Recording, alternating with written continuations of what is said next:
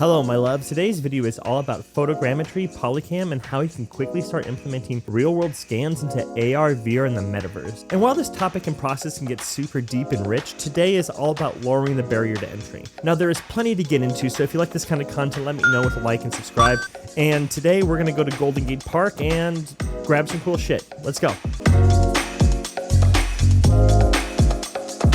Now, living in San Francisco is amazing for capturing unique experiences. On the way to my location, I ran across a Hare Krishna festival in the park, and I wanted to scan some stuff, but decided to pay my respects instead.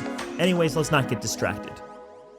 So what exactly is photogrammetry? Well, here's a lengthy definition if you really want to get into it. But for today's purpose, it's the process of taking a series of images to create an accurate 3D model of a real-world object. And while this kind of technology in the past has been costly and often confined to engineering, architecture, and entertainment, today it has become so insanely affordable and accessible that anyone with a smartphone can do it. Now, photogrammetry can get very complex and technical depending on the fidelity or accuracy you desire. So if you'd like to learn more about this kind of content, let me know with a comment down below. I think a deep dive into the art of photogrammetry, it would take some time, but it would be damn well worth the wait. So, what do you need to start scanning and designing today? Well, let's start with the capturing process. Today we'll be using the mobile app Polycam. Now this bad boy allows you to create exportable photogrammic models that you can share with the Polycam community. And for this video, you really don't need to have a kitted out smartphone to get it done. However, Polycam does support LiDAR scanning if your phone has it, but Polycam suggests that LiDAR is really when you want to scan large rooms or spaces, and not for small object scans, like the ones we're going to be doing today. So to capture some objects, I decided to head to the De Young Museum Sculpture Garden. It was free to access and offered a bunch of accessible objects to scan. Now, while taking photogrammic images, you need the ability to capture objects from every angle, including the top. So larger objects like this one are usually a no-go. You also need even lighting. So if you don't have a controlled indoor lighting setup at home, I would suggest shooting outdoors on an overcast day. Finally, I would suggest shooting objects that are unobstructed. Now, every object I captured here for the test shoot, for the most part, was free of other obstructions, but except for this grassy butt on the lion. Double butt. Now that I got my scans, I could head back home and process them. Now, Polycam has 4 different processing modes: optimized, medium, full, and raw.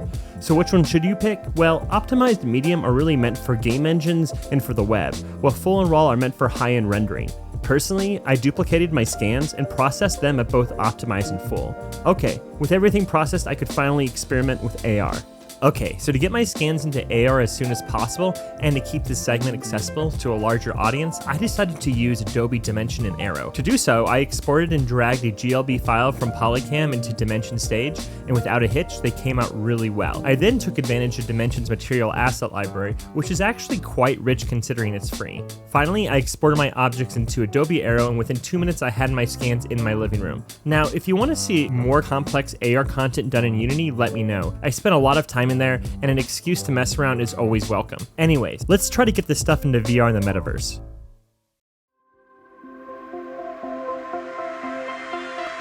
Now, when creating metaverse worlds in VR Chat or Neos, you need to be mindful of your asset sizes. On standalone headsets like the Oculus Quest 2, it is recommended to keep your triangle count under 50,000. Now that may sound like a lot, but honestly it goes really fast. Anyways, first I decided to bring one of my full scans into Blender, but I quickly fell into a hole trying to reduce my face count via retopology. While I got some really cool high-end rendered versions of everything, there is no way they can live in my VR world. So I decided to use a decibate modifier, apply a bunch of different materials to them, bake them out, and then add them to my VR world via Unity. Sweet. I then brought in an optimized version of my sundial turtle in, and added a shader to it, and then fell in love. Now sure, I could optimize these a little bit better, but I still think they're pretty rad. Okay, so that was just a quick little glance of all the cool stuff you can do with photogrammetry and Polycam. Now, I believe the ability to create and manage digital assets is vital to a creative's career, and 3D is quite rich in what it offers. I don't know, but what did you think? Did this stuff get you juiced as a goose? Does it seem like it's too much of a hassle?